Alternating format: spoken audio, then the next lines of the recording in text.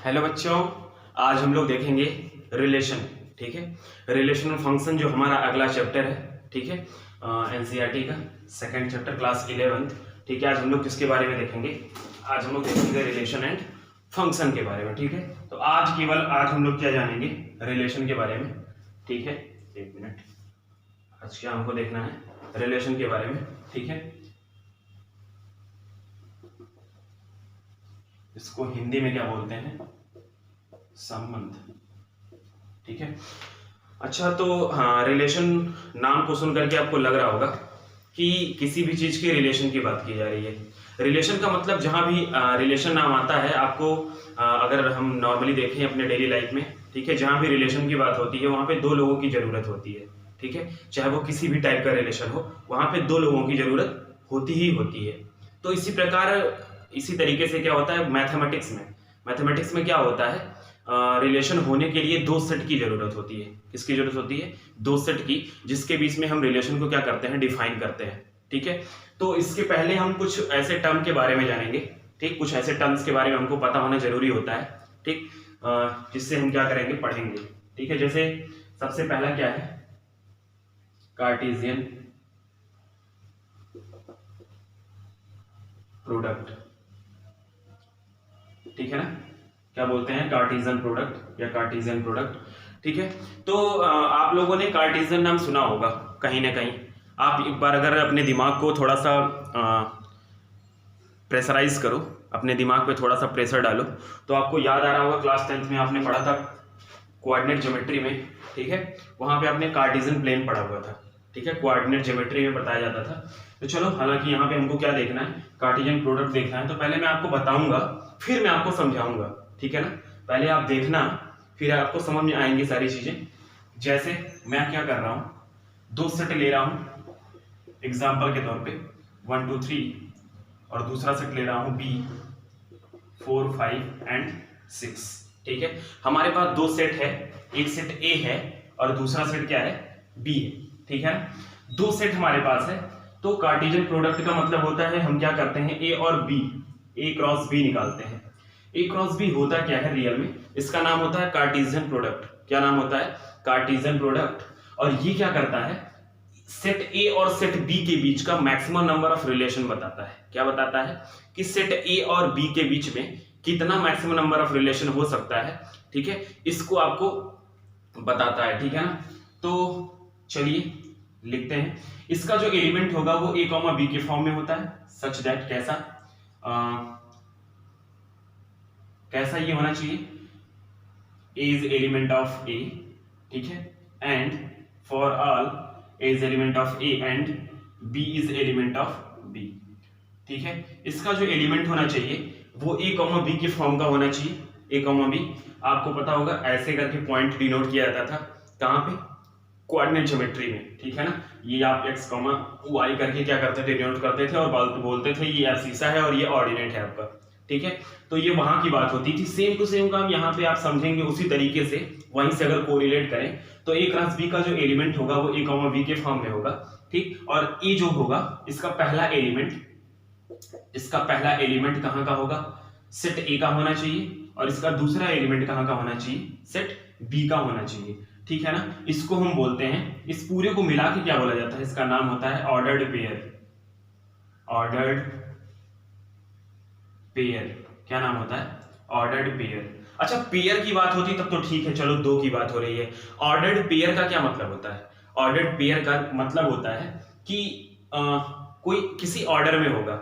ठीक है ना, जैसे अगर मैं बात करूं आपसे मैं बोलूं 2, 3। ठीक है, अगर आपको कोऑर्डिनेट ज्योमेट्री पता है, आपको थोड़ा सा भी कुछ याद है, तो आपको याद होगा 2, 3 और 3, 2 में बहुत सारा डिफरेंस होता है। ठीक है ना, इसके लिए ऑर्डिनेट क्या होगा? सॉरी, एब्सिसा क्या होगा? 2 और ऑर्डिनेट होगा 3। इसके लिए एब्सिसा होगा 3 और ऑर्डिनेट होगा 2। ठीक है ना, मतलब 2, 3 और 3, 2 में डिफरेंस है, इसीलिए मैं इसका नाम क्या ले रहा हूं? Ordered pair. ठीक है, ये कैसा पेयर होगा? Ordered pair. ऑर्डर्ड पेयर का मतलब इसका एक सीक्वेंस होगा, एक ऑर्डर होगा, जिसके थ्रू हम इसको क्या करेंगे? लिखेंगे। ठीक है ना, इसका नाम होता है क्या? Ordered pair. ठीक है, तो अब आपको समझ में आना चाहिए क्या? अब मैं आपको पूरा बताता हूं एक साथ। अभी तो मैं आपको थोड़ा अलग अलग करके बता रहा था। मैं आपको बताता हूं सेट कार्टेशियन प्रोडक्ट के डिफिनेशन के लिए कि सेट ए क्या होना चाहिए, नॉन एम्प्टी, ठीक है। सेट बी भी क्या होना चाहिए, नॉन एम्प्टी सेट होना चाहिए तुम्हारा, ठीक है। मतलब क्या है कि सेट ए और सेट बी दोनों क्या होना चाहिए, आपके नॉन एम्प्टी सेट होने चाहिए। कैसे होने चाहिए, नॉन एम्प्टी सेट। तब हम किसको डिफाइन करेंगे, कार्टेशियन प्रोडक्ट को डिफाइन करेंगे। सबसे पहला कंडीशन इसका क्या, कि सेट ए नॉन एम्प्टी होना चाहिए, सेट बी भी नॉन एम्प्टी होना चाहिए। क्या नॉन एम्प्टी सेट होना चाहिए, ठीक है ना। उसके बाद ए क्रॉस बी क्या होगा, डिफाइन होगा। अब ए क्रॉस बी का मतलब क्या हो गया, ए क्रॉस बी भी एक सेट ही है, ठीक है ना, ये भी एक सेट ही है। लेकिन इस सेट के एलिमेंट कैसे होंगे, ए कॉमा बी के फॉर्म में होंगे। किस फॉर्म में होंगे, ए कॉमा बी के फॉर्म में होंगे, ठीक है ना। जिसके पहले एलिमेंट को हम क्या बोलेंगे, इस ऑर्डर्ड पेयर का फर्स्ट एलिमेंट, और सेकंड वाले एलिमेंट को बोलेंगे इस ऑर्डर्ड पेयर का सेकंड एलिमेंट। इसको हम बोलेंगे फर्स्ट एलिमेंट, ठीक है। इसको हम बोलेंगे सेकंड एलिमेंट, ठीक है, समझ में आ रहा है आपको। इसको बोलेंगे फर्स्ट एलिमेंट और इसको क्या बोलेंगे, सेकंड एलिमेंट, ठीक है। और फर्स्ट एलिमेंट इसका क्या होगा, पहले वाले सेट का होना चाहिए, ठीक है, फर्स्ट सेट का होना चाहिए। और बी वाला एलिमेंट क्या होना चाहिए, सेकंड वाला एलिमेंट इसका बी वाले सेट का होना चाहिए, कैपिटल बी वाले सेट का, ठीक है ना। आपको समझ में आया। कार्टेशियन प्रोडक्ट आपके दिमाग में थोड़ा थोड़ा एक फ्रेमवर्क बन रहा होगा, ठीक है। अभी सब क्लियर हो जाएगा, आपके सामने सारी चीजें आ जाएंगी। बस थोड़ा सा अपने दिमाग में क्या करिएगा, दिमाग को ओपन करके रखिएगा कि कैसे हम उसको क्लियर कर रहे हैं, ठीक है। थोड़ा सा आप दिमाग को क्या करिएगा, ओपन करके रखिएगा, क्योंकि थोड़ा सा समझने वाली चीज है ये, ठीक। अभी मैं आता हूं आपको एग्जाम्पल के तौर पर बताता हूं, एग्जाम्पल से थोड़ा सा रिलेट करके थोड़ा देखिएगा कैसे मैं आपको बता रहा हूं। मैं क्या करने जा रहा हूं, ए क्रॉस बी निकालने जा रहा हूं, ठीक है ना। और ए क्रॉस बी निकाल करके आपको मैं कोरिलेट करके दिखाऊंगा, देखना कैसे। अगर मैं ए क्रॉस बी निकालूंगा, ठीक है, देखिएगा, ए क्रॉस बी यहां के लिए निकालता हूं, इस दोनों सेट के लिए, ठीक है। तो क्या होगा, वन वाले एलिमेंट का सबके साथ रिलेशन, ये जो वन लिखा हुआ है ना, इसका सबके साथ रिलेशन, तो कैसे लिखूंगा, 1,4 1,5 1,6, ठीक है। उसी तरीके से क्या हो जाएगा, 2,4 2,5 2,6, इसी तरीके से क्या हो जाएगा, 3,4 3,5 और 3,6, ठीक है ना। ये क्या लिख दिया मैंने, ये लिख दिया ए क्रॉस बी। ए क्रॉस बी लिखने का मतलब क्या हो गया कि सेट ए और सेट बी के बीच का मैक्सिमम नंबर ऑफ रिलेशन हो गया, ठीक है ना। अभी आपको समझ में आएगा। अभी मैं आपको लग रहा होगा कि यस सर यहाँ पे रिलेशन का तो नाम ही कुछ नहीं आ रहा, आप बार बार रिलेशन रिलेशन रिलेशन रिलेशन बोल रहे हो, ठीक है ना। तो मैं कर क्या रहा हूँ, देखो यहाँ वाले सेट के सारे एलिमेंट के साथ इस वाले सेट के सारे एलिमेंट का रिलेशन बता रहा हूँ, ठीक, कि कितने टाइप के रिलेशन ये बन सकते हैं, ठीक। अब आपका काम है कि आप किसी एक रिलेशन का नाम लो, ठीक, और देखो कि क्या इसी सेट के रिलेशन में आ रहा है कि नहीं, ठीक है ना। मतलब समझना मेरा, जैसे मैं अगर आपको बोलूं, एक मिनट पहले मैं इसको आपको पूरा क्लियर कर दूं पहले, उसके बाद मैं आपको रिलेशन के बारे में बताता हूं। जैसे देखो कार्टेशियन प्रोडक्ट को हम इस तरीके से भी डिनोट करते हैं, ठीक है। इसका एक तरीका और होता है कि आप क्या कर दो, कोऑर्डिनेट ज्योमेट्री में जाओ, किसमें जाओ, कोऑर्डिनेट ज्योमेट्री में चले जाओ, ठीक है, थोड़ी देर के लिए। कोऑर्डिनेट ज्योमेट्री में जाने के बाद एक काम करो, सेट ए इसको मान लो एक्स एक्सिस को और सेट बी मान लो वाई एक्सिस को, ठीक है। सेट ए के सारे एलिमेंट को लिखो 1 2 3 हो गया। इसके सारे एलिमेंट को लिखो 4 5 6, क्या लिख दोगे, 4 5 6। अब आप क्या करो, एक पैरेलल लाइन खींचो, क्या खींचो, पैरेलल लाइन जो 5 से होते हुए जा रही हो, 6 से होती हुई जा रही हो, इधर इसी तरह इधर से भी, ठीक है। तो आपको एक चीजें दिखाई देंगी, चीजें क्या सर, चीजें मतलब कि आपको एक पॉइंट दिखाई दे रहा होगा। एक ही पॉइंट दिख रहा है सर, नहीं, बहुत सारे पॉइंट दिख रहे हैं। आप देखो जरा, ध्यान से देखना, जरा ध्यान से देखो उस पॉइंट को, क्या वो पॉइंट वही पॉइंट है, ध्यान से देखिए जरा उस पॉइंट को, क्या वो पॉइंट वही पॉइंट है जो ए क्रॉस बी में लिखा हुआ है। बच्चों देखो जरा, क्या ये सब यही पॉइंट है जो ए क्रॉस बी में लिखा हुआ है, हाँ सर लिखा तो हुआ है। देखो जरा, ए क्रॉस बी में 1,4 लिखा है, यहाँ भी 1,4 है सर। ये वाला क्या हो गया, 1,4, ये वाला क्या हो गया, 2,4, ये वाला क्या हो गया, 3,4, ये वाला क्या हो गया, 1,5, ये वाला क्या हो गया, 2,5, ये वाला क्या हो गया, 3, बस सर मुझे समझ में आ गया। क्या समझ में आ गया कि प्रोडक्ट को, कार्टेशियन प्रोडक्ट को डिनोट करने का तरीका क्या होता है कि ए क्रॉस बी आप निकालो, और या तो आप ऐसे लिख दो ठीक है। ये ए क्रॉस बी भी क्या होता है, सेट होता है किसका, मैक्सिमम नंबर ऑफ रिलेशन ए और बी के बीच में। बस अंतर क्या होता है कि इस सेट का जो एलिमेंट होता है वो ऑर्डर्ड पेयर के फॉर्म में लिखा होता है, ठीक। और इसका पहला एलिमेंट सेट ए का होना चाहिए और दूसरा एलिमेंट सेट बी का होना चाहिए, ठीक है ना। इसका एक और तरीका क्या हो गया ये, ठीक है। इसका एक और तरीका हो सकता है क्या, विजुअल इंटरप्रिटेशन। कैसे, ऐसे करके भाई, आपने देखा होगा 2 अंडे रखेंगे, अंडे में एलिमेंट रखेंगे और एलिमेंट को हम क्या करेंगे, सबके साथ एरो से जोड़ देंगे। ये आपका क्या हो गया, 1 का 5 के साथ, 1 का 6 के साथ, ये देखो गाजू माजू गाजू माजू गाजू माजू, ठीक है ना।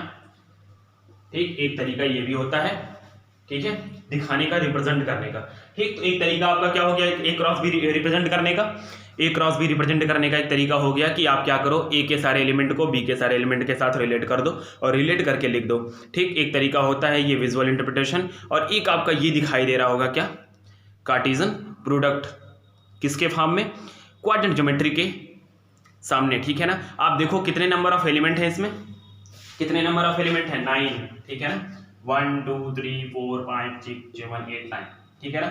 इसको निकालने का एक तरीका होता है कि अगर number of element in A equal to m है और number of element in set B is n है, ठीक। तो number of element in A cross B जो होता है वो m इंटू n होता है। क्या करते हैं, सेट ए के एलिमेंट का सेट बी के एलिमेंट, नंबर ऑफ सेट ए के एलिमेंट में नंबर ऑफ सेट बी के एलिमेंट का क्या कर देते हैं, मल्टीप्लाई कर देते हैं। और मल्टीप्लाई करते ही क्या आ जाता है आपका number of element in set A cross B आ जाता है। आप चेक करके देख सकते हो, यहाँ पे 3 इसमें भी एलिमेंट है और 3 इसमें भी है, 3 3 या 9, 1 1 2 3 4 5 6 7 8 9, 1 2 3 4 5 6 7 8 9।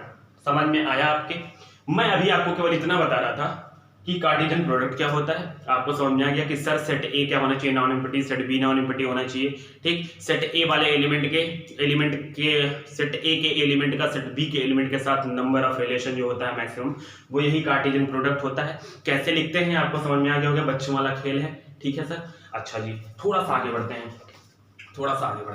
ठीक है, थोड़ा सा और आगे बढ़ते हैं समाज में, क्योंकि आगे बढ़ने से ही कुछ काम होने वाला है, पीछे जाने से कुछ काम नहीं होने वाला।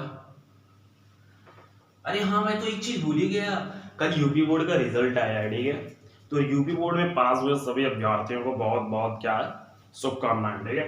आज से इस बार पेपर को कैंसिल कराते रहे, नहीं सर, बहुत दुख की बात, पेपर कैंसिल ना होना चाहिए था और नंबर पा जाता, ठीक है। चलो अच्छा आते हैं, ए क्रॉस बी हो गया ये आपका, ठीक। अच्छा, अब मैं आपको कुछ दिखाता हूं, क्या, अब मैं आपको रिलेशन लिख के दिखाता हूं। अभी तो आप कार्टेशियन प्रोडक्ट की बात कर रहे थे, रिलेशन सर कहीं दिख नहीं रहा था। अब मुझे आर से दिखाओ ना सर, आर लिख के दिखाओ, तभी तो पता चलेगा आर से रिलेशन, ठीक है। तो अगर मैं एक रिलेशन लिखूं आर, जिसका एलिमेंट कैसा होगा, ए कॉमा बी के फॉर्म में होगा, ये सर मैं भी जानता हूं, बहुत बड़ा 30 मार्क का नहीं है, ठीक है।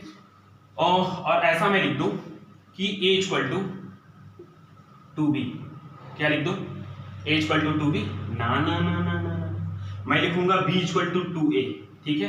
वेयर, ठीक है, या for all a is element of set a and b is element of set b। मैं इसी सेट के लिए लिख रहा हूं, इसी मतलब इसी रिलेशन के लिए, ऊपर जो आपको सेट दिख रहा है, ठीक, इसी सेट के लिए मैं ये रिलेशन लिखने जा रहा हूं और आपको डिफाइन करके दिखाने जा रहा हूं। बहुत सारी चीजें इसी से आपको पता चल जाएंगी, इसी एग्जाम्पल के थ्रू, और बहुत आराम से समझिएगा, ठीक है ना। देखिए चलिए इसके एलिमेंट को लिखते हैं, ठीक। इसके डिफिनीशन के हिसाब से हम क्या करने जा रहे हैं, इसके एलिमेंट को लिखेंगे, ठीक। जरा लिखिए, चलते हैं लिख के देखते हैं। कह रहा है कि ए की वैल्यू जो होनी चाहिए, सॉरी बी की वैल्यू जो होनी चाहिए ए की डबल होनी चाहिए, ठीक। चलो लिखो जरा। अब क्या करना है हमको, ए कैसा एलिमेंट है, ए का एलिमेंट है, पुट करो, ए का एलिमेंट 1 पुट करोगे जब, तो क्या आएगा, बी की जगह पे 2 आएगा, ठीक है ना। और क्या कर रहे हो, बी ए की जगह पे 2 पुट करोगे तो बी की जगह पे क्या आएगा 4, ए की जगह पे 3 पुट करोगे तो बी की जगह क्या आएगा 6। अब तो ए में कोई एलिमेंट बचा नहीं। अरे आप कर क्या रहे थे भाई, क्या कर रहे थे आप, 1 पुट कर रहे थे 2 आ रहा था, 2 पुट कर रहे थे 4 आ रहा था, 3 पुट कर रहे थे 6 आ रहा था। आपको कुछ याद आ रहा है क्या, आपको कुछ याद आ रहा है, नहीं सर हम लोग लाए। आपको कुछ याद आना चाहिए, कहाँ, आप जाओ क्लास 10th में, आप जाओ क्लास 10th में, और क्लास 10th में आपको एक चीज याद आनी चाहिए, क्या, आपको एक चीज ये याद आनी चाहिए, क्या, आपको एक चीज ये याद आनी चाहिए आपको याद होगा ये सब चीजें। ऐसे इक्वेशन दिया होता था, हाँ सर दिया होता था। अगर आपसे कहा जाता था सर इसको रिप्रेजेंट करिए किस पे, ग्राफ पे, तो आप कहते थे सर इसको हम इक्वेशन बना लें 3 - 2y, या y में बना लें इक्वेशन को, और कैसे बना लें, y बराबर 3 - x/2 हो जाता था। ठीक है, तो हम क्या करते थे, बारी बारी x की वैल्यू खुद से पुट करते थे, खुद से वहां पुट करना होता था, और पुट करने के बाद y की कुछ वैल्यू आती थी। ठीक है, तो जो हम पुट करते थे ना, जो हम पुट करते थे उसका एक स्पेशल नाम यहां पे होता है। जो हम पुट करते थे ना 1 2 3 आप पुट कर रहे हो, तो इसका कुछ स्पेशल नाम यहां पे होता था। क्या नाम होता था? उस स्पेशल नाम को हम बोलते हैं डोमेन। क्या बोलते हैं? डोमेन। जो जो आप पुट कर पाओ ना, जो जो आप पुट कर पाओ उसको हम क्या बोलते हैं? डोमेन। और पुट करने के बाद जो आता है ना उसको हम बोलते हैं रेंज। क्या बोलते हैं? रेंज। कहां तक वो जाएगा, उसकी वैल्यू कहां तक जाएगी। ठीक है ना, तो ये आपका हो गया पहला वाला एलिमेंट। इस रिलेशन का ये पहला वाला जो भी एलिमेंट है उस सबको हम क्या बोलेंगे? डोमेन। और ये जो लास्ट वाला सेकंड वाला एलिमेंट है इसको हम क्या बोलेंगे? रेंज। चलो, हालांकि इसकी बात तो बाद में भी हो जाएगी क्योंकि फंक्शन हमको पढ़ना ही है। ठीक है, यहां अभी आपको क्या मैं समझा रहा था, अब आप देखिएगा जरा, मैंने रिलेशन लिख दिया सेट ए और सेट बी के बीच में ऐसा रिलेशन। कैसा रिलेशन है ये? कैसा रिलेशन है ये? ऐसा रिलेशन है कि बी जो है वो ए का क्या है? डबल है। कैसा है? बी जो है वो ए का डबल है। ठीक है ना, यही आपको यहाँ पे क्या करना था, समझना था। अब एक चीज देखो जरा आप, क्या ये रिलेशन जो है, ये जो रिलेशन आपको सामने दिख रहा है, क्या ये रिलेशन इस ए क्रॉस बी में है? चेक करो, a, 2 1, 2 1, 2 1, 2 1, 2 1, 2 1, 2 नहीं है, 2, 4 है, 3, 6 है, 1, 2 था क्या? नहीं था। कैसे? अच्छा जी, 1 तो था आपका पहला एलिमेंट, 1 पहला एलिमेंट, 2 पहला एलिमेंट, 3 पहला एलिमेंट, ये तो सेट ए का था, कोई दिक्कत नहीं। लेकिन कह रहा था बी भी जो होना चाहिए वो सेट बी का होना चाहिए। तो आप क्या देख रहे हो? 2 सेट बी का नहीं है, 2 सेट बी का नहीं है। तो ये जो रिलेशन होगा इन दोनों सेट के लिए सही नहीं होगा। किसके लिए? इन दोनों सेट के लिए सही नहीं होगा। चलिए मैं अगला रिलेशन लिखता हूं, कोई भी रिलेशन लिख के दिखा दो जरा आप। मैं अगला रिलेशन लिखता हूं, जरा देखना। मैं लिखूंगा r इक्वल टू पहले वाले में x, y, और कैसा होना चाहिए? x, y नहीं लिखो ना, आप कहोगे सर एक कमा b लिखते हो एक बार, x, जरा बेवकूफ sir. b equal to a+2, क्या मैं लिखने जा रहा हूं? Sorry, a+3, where for all a is element of set a and b is element of set b। अब यहां पे देखिएगा आप, यहां पे देखिए जरा कि यहां पे एलिमेंट कैसा आएगा। ठीक, मैंने दूसरा रिलेशन लिया और देखा क्या कि r इक्वल टू क्या आ रहा है हमारा। अब जरा देखो, a की जगह पे 1 पुट करो तो b कितना आएगा? 3 और 1 4। a की जगह पे 2 पुट करो तो b क्या आएगा? b क्या आएगा? 2 + 3 5। a की जगह 3 पुट करो, 3 3 6। अरे ये क्या हो गया सर? 1, 4 1, 4 2, 5 2, 5 3, 6 क्या इस रिलेशन का सारा एलिमेंट a क्रॉस b में है? हाँ है। एक चीज और हो रहा है, चलो आपको मान लो कि आपको कार्टेशियन प्रोडक्ट नहीं पता था, तो आप ऐसे भी तो चेक कर सकते हो कि पहला एलिमेंट सेट ए का ही है और दूसरा भी एलिमेंट सेट बी का ही है, किसी और का नहीं है। मतलब ये रिलेशन इन दोनों सेट के लिए क्या होगा? सही होगा। ठीक है, अगर अब मेरी बात ध्यान से सुनिएगा, अगर कोई रिलेशन किसी दो सेट के लिए सेटिस्फाई करता है, सही है, ठीक है ना, अगर कोई रिलेशन ए और बी के लिए सही है, ठीक, तो ए क्रॉस बी में वो होना चाहिए। क्या होना चाहिए? उस ए क्रॉस बी में, मतलब अगर ए और बी के लिए, उस सेट ए और बी के लिए वो रिलेशन सही है, तो उस रिलेशन का जो एलिमेंट होना चाहिए वो ए क्रॉस बी में होना ही होना चाहिए। ठीक है ना, और वो है।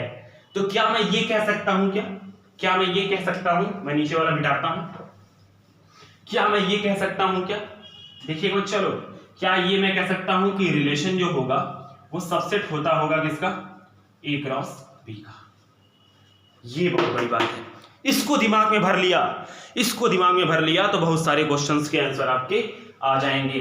क्या समझना है आपको कि यहाँ पे जो रिलेशन होगा वो क्या होता है, सबसेट होता है A क्रॉस B का। या तो A क्रॉस B के एलिमेंट के बराबर हो सकता है या उससे कम होगा, लेकिन A क्रॉस B में R का सारा एलिमेंट होना ही होना चाहिए अगर वो रिलेशन इन दोनों के लिए सेटिस्फाई सही है तो। अगर सही नहीं है तो आगे की बात करने की जरूरत नहीं है। तो अब आपको समझ में आ गया होगा कि रिलेशन क्या होता है।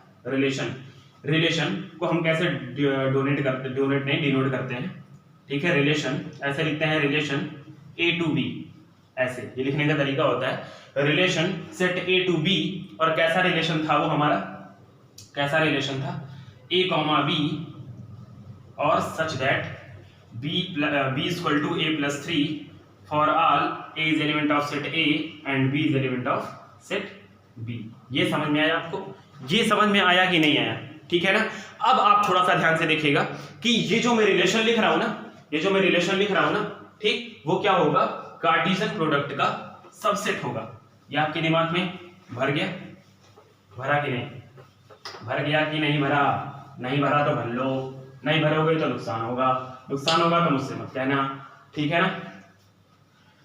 Number of element in A cross B is क्या, number of element in A cross B equal to M cross N equal to Mn। क्या हो गया, ये क्या कह रहा है आपसे कि अगर सेट A का element, number of element in set A equal to m हो, number of element in set B equal to n हो, ठीक है, तो number of element in set A cross B equal to क्या होगा, mn होगा, multiply कर लो, ठीक है। ये क्वेश्चन और आपसे पूछ सकता है क्या, नंबर ऑफ सबसेट,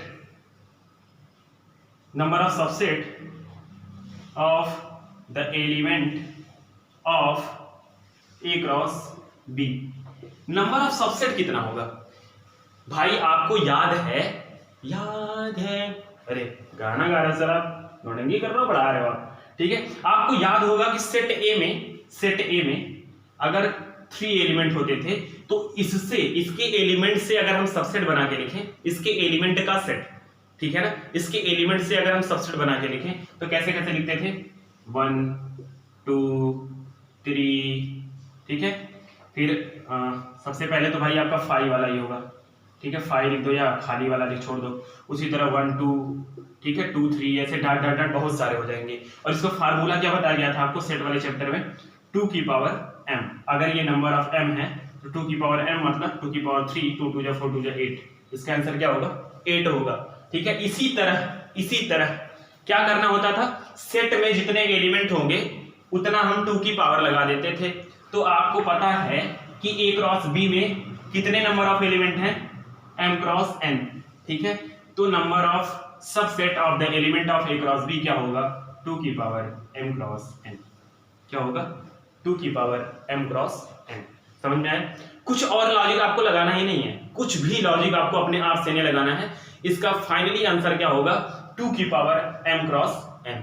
समझ में आया, ठीक है ना, ठीक है बच्चों, बस आज इतना ही, ठीक है। इतना आप कॉन्सेप्ट थोड़ा सा क्लियर रखिएगा, ठीक। आगे हम लोग देखेंगे domain of relation, range of relation, बहुत सारी चीजें देखनी, इसमें बहुत ही प्यारा चैप्टर है, ठीक है बच्चों, थैंक यू।